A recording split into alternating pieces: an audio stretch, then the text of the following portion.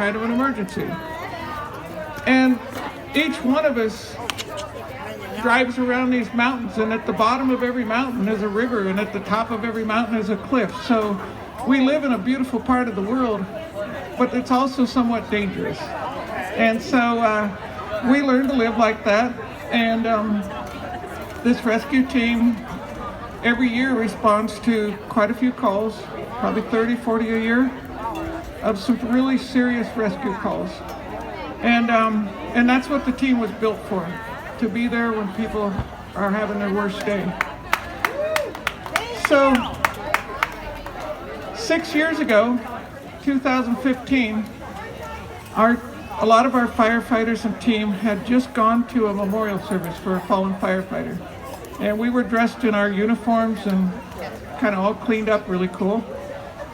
And an emergency call came in for a fall victim out on the Lost Coast. And so we gathered up real quickly and responded out to the Lost Coast. And even though it's sunny here, a lot of times the Lost Coast is foggy.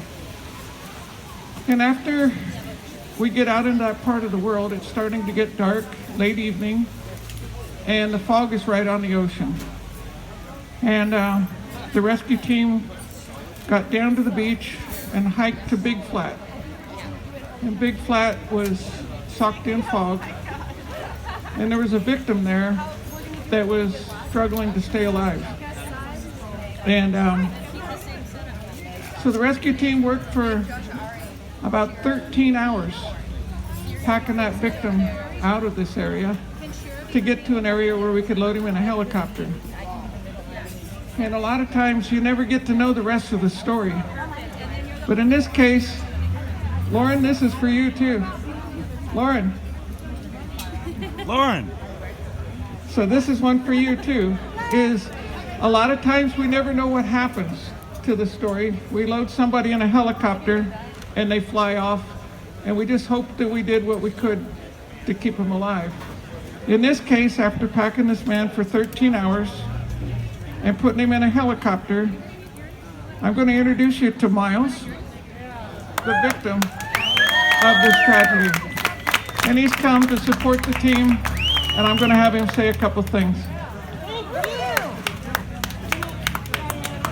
April 18, 7:30 at night, I fell off a 52-foot cliff while running and landed on the beach in the worst place, 8 miles from either direction to get back up off the beach before the tide came. Cell phone service, I was so close to Shelter Cove, I was only 6 miles from my destination. I called Tina, my partner, who was waiting in the parking lot, and told her, I got 2 broken legs. I think probably you should call for help. And that's how this thing got started. From that moment forth, the rescue service and the connections from one end of the coast, from Shelter Cove up, called everybody they could. There was no plan for this. I was in a place that was inaccessible. So they came up with the solution on the fly. And they went through plan A, B, C, D, and F. And when the ground crew finally got to me close to, I think, 1:30 to 2 in the morning, they had already gone through the alphabet. And they were making up things every step of the way.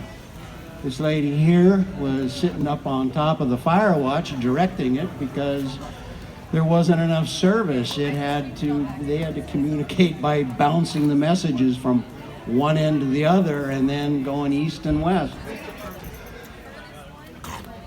But they did it. And it's not just the technical training that saved me, that saved my body. It was the way that they did it, because the only way I got out of trauma rehab was to remember. The therapist said, you've got to remember all of the good things that happened that night. And as I went in and out of consciousness, a year and a half later, after losing my job and also almost losing a relationship, I began remembering all of the things that everyone up and down that beach and on that coast that night did to save me. And that's what brought me back. So these people are not only good at what they do, the way they did it is what saved me. And as a community, thank them. I thank them. It's a great bunch of people.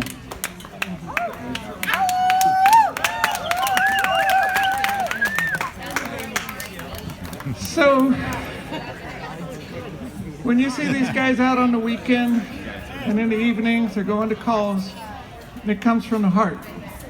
And that's what we're asking from you guys. Give us a little bit of heart, keep us supported, and remember we put a lot into it. So, thank you guys very much for coming out. Thank you. Thank you, Miles. We just need a second for the changeover, so just spend your money, technical rescue, buy food,